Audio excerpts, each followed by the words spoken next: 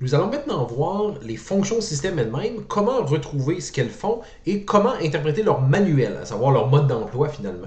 Et à la fin de ce sous-module-là, on va également voir comment vous pouvez déboguer votre programme, comment vous pouvez comprendre quelles erreurs se produisent et pourquoi elles se produisent lorsque vous utilisez des fonctions fournies par le système.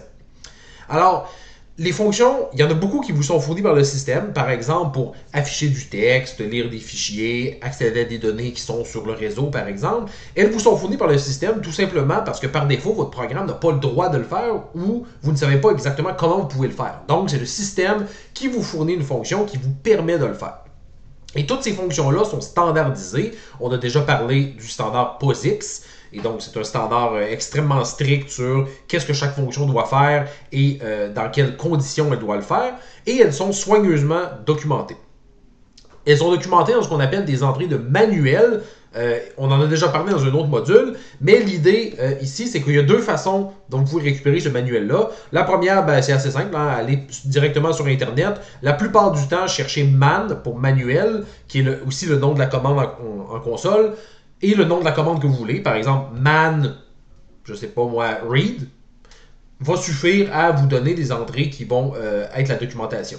Vous pouvez également directement via votre terminal. Donc, littéralement, vous ouvrez un terminal, vous tapez la commande man, M-A-N, et le nom de la commande. Encore une fois, man read, man write, man open, par exemple, des choses comme ça. Et il va vous afficher directement la documentation dans la console. Vous n'avez pas de souris, vous pouvez naviguer avec les flèches de votre clavier. Évidemment, l'informatique étant ce qu'elle est, la plupart de cette documentation-là, évidemment, tout ce qui est officiel, c'est la version anglaise. C'est pas forcément l'idéal pour des gens qui seraient moins à l'aise avec l'anglais. Je vous conseille quand même, si vous êtes capable d'utiliser la version anglaise, sachez quand même qu'il existe des traductions. Ça ici, c'est un exemple que j'ai mis ici. J'ai marqué que c'est pas forcément à jour parce que ça date de 2008, mais en pratique, ces standards-là, comme POSIX, sont tellement conservateurs et changent tellement lentement pour éviter d'introduire des régressions qu'au final, si vous allez consulter celle-là, vous allez déjà avoir à peu près 99% de ce qu'il vous faut. Encore une fois, si vous pouvez directement consulter celle en anglais, je vous conseille de le faire, mais sinon, sachez qu'il y a des alternatives pour voir les pages de manuel en français. Et à quoi ça ressemble? Donc, si j'ouvre dans ma console une page de manuel, si vous ouvrez dans votre navigateur, ça va aussi ressembler, peut-être juste pas sous fond noir, c'est toujours la même structure. Donc, au début, le nom, évidemment, de ce que vous cherchez. Parfois, il peut y avoir plusieurs fonctions qui sont regroupées dans le même manuel. Par exemple, ici, Open, OpenAt et Create, sans E, parce que dans ce temps-là, les caractères, c'était bien, ça avait bien de la valeur, donc on n'en mettait pas si on pouvait l'éviter. Mais donc, ces trois fonctions-là ici sont documentées dans cette entrée de manuel-là. Une chose qui est bien intéressante pour vous quand vous voulez l'utiliser, c'est que vous voyez dans le synopsis ici, on inclut toujours l'include qu'il faut pour que vous ayez accès à ça. Par exemple, vous voulez utiliser Open, de quel fichier de header vous allez avoir besoin, de quel en-tête vous allez avoir besoin, c'est le fcntl.h qui va finalement définir cette fonction-là. Et donc, ça peut être très utile parce que parfois, c'est pas si évident. Visual Studio Code peut vous faire un peu pour vous, mais c'est plus facile quand vous le savez directement ce que vous voulez. Il y a aussi la signature de la fonction. Qu'est-ce qu'elle s'attend à recevoir? Par exemple, ici, une chaîne de caractères qui est le chemin vers le fichier, des drapeaux, voir plus loin qu'est-ce qu'on veut dire par drapeau, et trois petits points voulant dire on peut accepter potentiellement autre chose, ici dans ce cas-ci. Donc, c'est toujours une signature. Ça vous donne aussi le type qui est attendu pour chaque élément. Finalement, il y a la description détaillée qui est encore une fois très utile. Ça peut être un peu laborieux à lire, mais c'est vraiment pratique pour comprendre le comportement. C'est la description textuelle de ce que fait la fonction en code. Et on va voir plus tard que ça peut vous révéler plusieurs pièges ou plusieurs attrapes possibles dans lesquelles vous pourriez tomber. Une chose qui est importante aussi, c'est la valeur de retour. Donc, il vous dit si ça marche, il va retourner, par exemple, dans ce cas-ci, un entier. On voit ici en signature de fonction, qui va toujours être un nombre non négatif et qui va correspondre au descripteur de fichier. S'il y a une erreur, on retourne un nombre négatif. Donc ça vous donne une façon de voir comment savoir s'il y a une erreur. Et finalement, là on va le voir plus tard, plus en détail, lorsqu'il y a une erreur, comment est-ce que la fonction peut vous signaler qu'est-ce qui se passe? Il y a plusieurs erreurs qui peuvent se produire et tout ça est documenté aussi dans le manuel. Donc ce sont toutes des sections qui sont importantes. Je vous conseille quand même peut-être pas de lire littéralement toutes les fonctions POSIX, vous n'allez pas avoir fini à la fin de la session, mais de lire au moins les fonctions importantes que vous utilisez dans les laboratoires. Une chose qui peut être quand même un peu un petit piège, encore une fois, je sais que ça a déjà été mentionné dans une capsule précédente, mais je veux être sûr que ce soit clair. Les entrées de manuel, parfois, peuvent être de plusieurs types. Donc, il y a la commande read dans le terminal, un appel système read et une fonction de haut niveau qui est read. Comment est-ce que vous savez quel manuel vous faites? Ben, c'est qu'il y a des sections de manuels. Donc, en gros, il y en a 10, mais au final, les plus courantes sont les 5 premières. Et selon ce que vous voulez vendre commande, ce que vous écrivez dans le terminal, que vous voulez un appel système, si vous faites appel directement au noyau, ou que vous appelez une librairie, ici, donc la librairie standard, ben, vous allez dire que vous voulez telle section. En général, dans le terminal, vous faites simplement man le nombre que vous voulez, donc 1, 2 ou 3, 4 ou 5 dans ce cas-ci, ou N est le numéro de la section voulue. Sur Internet, vous pouvez seulement chercher pareil aussi. Il va très bien comprendre. Dans le cadre du cours, en général, ça va être 3. Parfois, on va aussi utiliser 2 parce qu'on va appeler directement ce que le noyau vous donne comme fonctionnalité. Lorsqu'on l'écrit, par contre, on écrit toujours la fonction en parenthèse avec la section. Donc, read parenthèse 2 ou read parenthèse 3. Ben, ça vous dit qu'il faut vous chercher man to read, man tree read ici. Et donc, un exemple ici, et j'utilise vraiment cet exemple-là parce que ça aussi, c'est un élément sur lequel à peu près tous les étudiants se cognent les dents au moins une fois dans la session. Et ce piège-là pourrait être évité en prenant bien le temps de lire la description. Mais donc, allons lire la description de la fonction read, qui peut paraître assez simple, mais bon, quand même, essayons de voir qu'est-ce qu'il peut y avoir comme piège. Donc, on a la description ici. J'ai juste mis un extrait, donc ça me donne le prototype ici. Ça reçoit un entier qui est le descripteur des fichiers. Ça reçoit un buffer, on l'a vu, hein, qui est un pointeur sur void, parce que pour lui, il s'en fiche un peu de ce qu'il y a dedans, mais que vous pourriez copier, par exemple, dans une struct, dans un tableau, des choses comme ça. Et ça dit le nombre d'octets, finalement, à lire. Bon, et là, on se dit, ben, c'est pas très compliqué. Je donne mon fichier, un tampon et le nombre d'octets. Ça devrait pas être très compliqué. Mais là, on lit, la fonction read va essayer, et c'est moi qui l'ai mis en gras ici, attempt, essayer de lire ce nombre d'octets-là depuis le fichier associé, etc., etc. Bon, déjà, ça soulève une petite question. Essayer. Comment un ordinateur va essayer? Il va réussir ou pas? C'est quoi ça? Essayer. Il fait de son mieux, puis après ça, il faut qu'on l'applaudisse? Ben, on va continuer à aller un peu plus loin lorsqu'on voit return value. Lorsque read complète de manière avec succès, finalement, il va retourner un entier non négatif qui va vous indiquer le nombre d'octets qu'il a réellement lu. Ou sinon, on va retourner -1 pour dire qu'il y a une erreur. Mais le point vraiment important ici est la portion en gras. Donc la portion en gras ici, ça veut dire que read ne lira pas forcément le nombre d'octets que vous avez demandé. Ce qu'on sait, manifestement, c'est qu'il ne lira jamais plus que le nombre d'octets. Mais ça se peut qu'il lise moins et il va vous retourner le nombre d'octets qu'il a réellement lu. Donc, par exemple, si vous demandez, et je donne un exemple complètement au hasard, vous demandez 40 octets, de lire 40 octets, ça se peut qu'il vous retourne 22 pour dire, ben, j'ai lu quelque chose, mais j'ai lu seulement 22 octets, pas 40 comme tu me demandais. Si vous vous attendez, ben, j'y ai dit 40 octets, vous mettez 40 ici, vous vous attendez à ce que tout soit lu d'un coup, malheureusement, il va y avoir une partie qui n'aura pas été lue, et là, ça va encore une fois causer plein de problèmes possibles dans votre code. Le compilateur ne vous arrêtera pas, ça va simplement ne pas marcher de temps en temps sans que vous compreniez pourquoi. Et donc, ça, c'est le piège numéro 5 ici. Lorsque vous demandez N octets à read, elle vous garantit seulement qu'elle n'en produira pas plus, au sens où elle ne dépassera pas la mémoire que vous avez allouée, au moins, mais elle peut tout à fait en produire moins. Il n'y a aucun problème pour read de retourner moins d'octets que ce que vous avez demandé. Donc, par exemple, si je lis quelque chose qui est depuis un gros fichier, donc j'ouvre mon fichier, c'est un gros fichier que j'ouvre en mode lecture seulement, et j'alloue, dans ce cas-ci, 128 MB de mémoire. Bon, tout simplement parce que c'est ça la taille de mon fichier. Si je fais ça ici, je dis parfait, je lis depuis mon fichier, dans mon buffer, qui a été alloué correctement, c'est pas un problème. Il a été alloué avec malloc, mais de toute façon, ça ne me dérange pas qu'il soit pas à 0 au départ. Donc, il est parfaitement alloué correctement, et je lis taille buffer, qui est la même taille que ce que j'ai passé à malloc, ben, il ne devrait pas avoir de problème.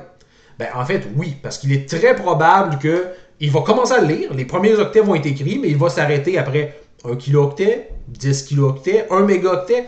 On ne sait pas exactement, ça dépend vraiment du système et de comment il est configuré, mais le fait est qu'il a très peu de chances de lire les 128 mégaoctets d'un seul coup, et donc vous allez seulement avoir lu une portion des données, mais vous allez penser que data contient toutes vos données, alors que finalement, il y a une portion qui est encore l'aléatoire qui vous a été alloué par malloc.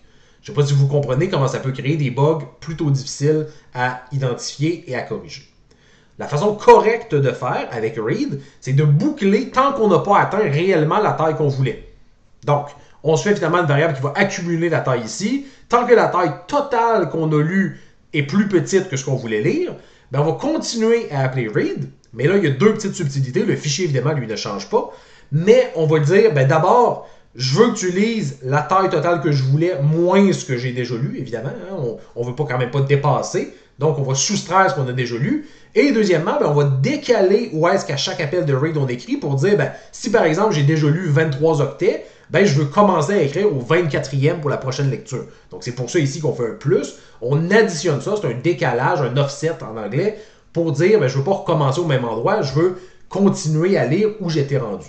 Et là, ici, bon, si le retour est plus petit que 0, on gère l'erreur. Sinon, ben, on l'additionne simplement à total lu pour dire, parfait, on est maintenant rendu plus loin dans le fichier et on va boucler tant que la lecture ne sera pas faite au complet. Ça, ce genre de structure-là, c'est quelque chose que vous avez retrouvé beaucoup dans votre code, dans le laboratoire 2, laboratoire 3, laboratoire 5 aussi.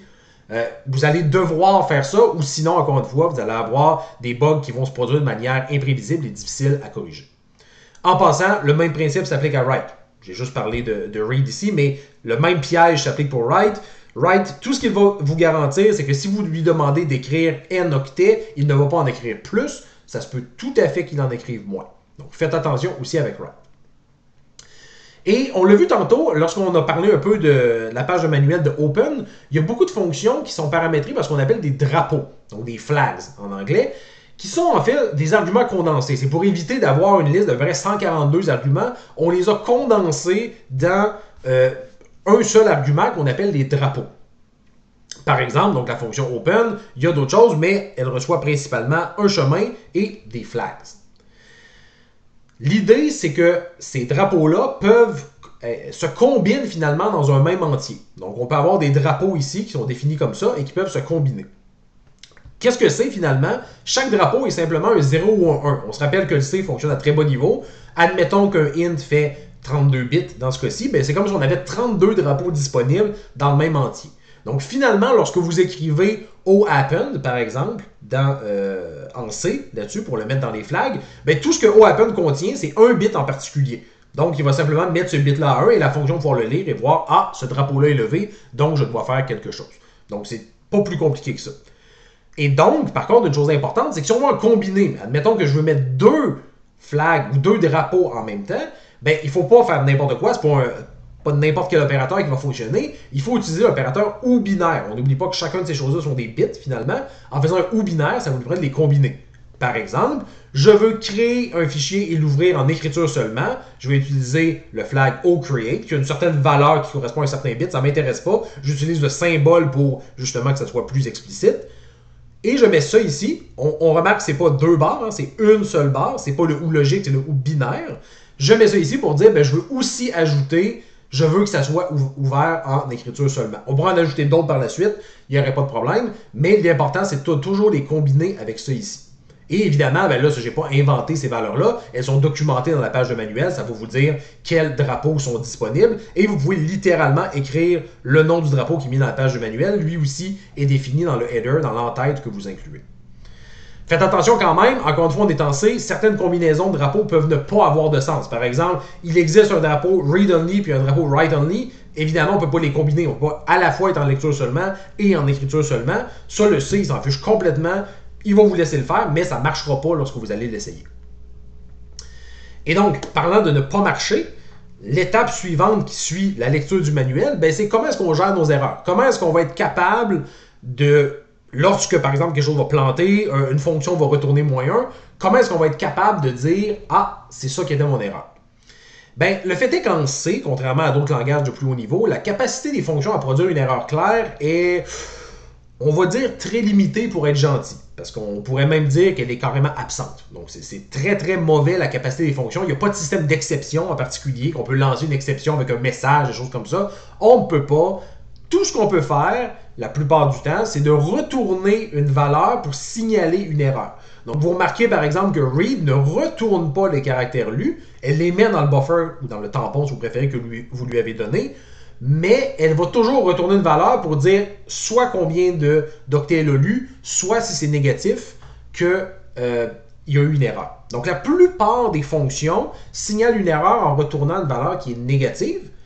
Faites quand même attention, certaines fonctions, ben, ça ne sera pas toujours le cas. Par exemple, malloc ou calloc vont retourner nul, ce qui s'évalue à 0 finalement la plupart du temps, si l'allocation échoue. Donc, lorsque vous n'êtes pas sûr, vous avez une nouvelle fonction un peu funky, n'hésitez pas à lire le manuel pour être bien certain que quand il y a un problème, elle retourne une valeur plus petite que 0. La grande majorité quand même signale une erreur en retournant une valeur négative. Par contre, bon, ok, read a retourné -1. Super, ça me dit qu'il y a une erreur, mais ça me dit pas la cause. Ça me dit juste qu'à quelque part, il s'est passé un problème. Moi, j'aimerais ça savoir la cause. Je voudrais débugger. Je voudrais comprendre, est-ce que c'est parce que je lui ai donné mauvais argument? Est-ce que c'est parce que je l'appelle avec quelque chose d'invalide? Peu importe, mais je voudrais comprendre la cause. Ben, il y a un système qui est encore une fois très rudimentaire, mais qui permet d'être un peu plus précis sur la cause de l'erreur. C'est une variable globale qui s'appelle ERNO, pour Error Number, finalement, donc ERRNO.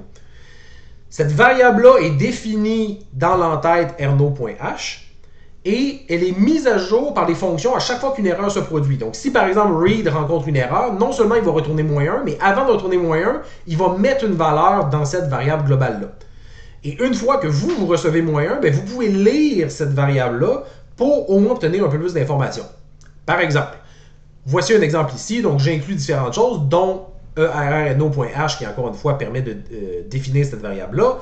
Dans ce cas-là ici, j'ai fait quelque chose qui était volontairement incorrect, à savoir que j'ai lu depuis un descripteur de fichier qui n'existe pas. 15, c'est pas un descripteur de fichier qui existe, j'ai jamais ouvert rien là-dessus, c'est volontairement incorrect. Qu'est-ce que je fais ici? Par exemple, j'affiche l'erreur quand j'en ai une, et qu'est-ce que ça va me dire? C'est ben, oui, ERNO a été mis à 9. Bon. Et là, on peut dire 9, ça ne m'aide pas beaucoup. On peut aller voir. Sur Internet, vous avez toute la liste des codes d'erreur qui correspondent à quoi. Mais vous pouvez même, plutôt que de chercher à chaque fois, utiliser une fonction qui s'appelle strError, qui, elle, va convertir le code d'erreur en une description textuelle. Par exemple, ici, bad file descriptor, c'est une description très souvent en anglais, mais quand même, au moins, c'est un peu plus clair que 9. Et dans ce cas-ci, en fait, bad file descriptor, ben, c'est pas mal ça, on le voit tout de suite. Le premier élément, c'est le descripteur de fichier. Il me dit le descripteur de fichier n'est pas bon. Et déjà, je pourrais mieux débugger que juste envoyer en 9 ou en voyant simplement que la valeur de retour est négative. En passant, on peut également utiliser perror qui va afficher. Donc, strError vous retourne une string, finalement une chaîne de caractères qui décrit l'erreur. Perror va l'afficher. C'est juste pour dire que ça existe aussi. Certains étudiants aiment bien afficher ça comme ça. Une fois l'erreur que vous avez obtenue, ben là, vous allez voir le manuel pour comprendre quand est-ce que ça se produit et quelles sont les possibilités. Donc, par exemple, ici, on voit qu'il y a deux possibilités pour que cette bad file descriptor soit retournée. Soit ben, le nombre n'est pas valide, ou il n'est pas ouvert pour être lu. Donc, ça aurait pu être une autre possibilité. Je l'ai ouvert en écriture seulement. Je ne peux pas lire. Donc, dans ce cas-là, il va retourner, il va mettre cette valeur-là dans ERNO pour signaler qu'il y a un problème. Donc, faites attention, un même code peut être généré pour différentes causes. C'est pas parce que vous avez ce code-là que c'est forcément le premier cas. Ça peut aussi être le deuxième cas. Vérifiez toujours tous les cas possibles dans le manuel. Ici, vous voyez un exemple, par exemple, que ici, par exemple, des questions dans le troisième laboratoire, vous allez devoir utiliser des fonctions de l'ordonnanceur. Et vous voyez, par exemple, qu'il y a deux cas d'erreur possibles pour EPERM, pour erreur de permission, finalement. Donc, c'est deux cas différents qui vont générer la même erreur. Invalid value, ici, ben, c'est trois possibilités. Soit ATTR est nul, soit PID est négatif, soit flags n'est pas 0. Donc, c'est trois cas qui vont générer ça. Encore une fois, c'est pas magique. On s'entend que c'est pas quelque chose qui va vous dire précisément c'est quoi le problème, mais ça va être quand même beaucoup plus précis que simplement de voir ça a retourné -1, je comprends pas pourquoi. Si vous allez lire le manuel, vous allez au moins avoir une idée de qu'est-ce qui pourrait se passer et là, tester des choses spécifiques pour dire, ben, est-ce que mon PID est négatif dans ce cas-là? Est-ce que ATTR est nul? Et ainsi de suite. Au moins, ça va vous aider un peu là-dessus.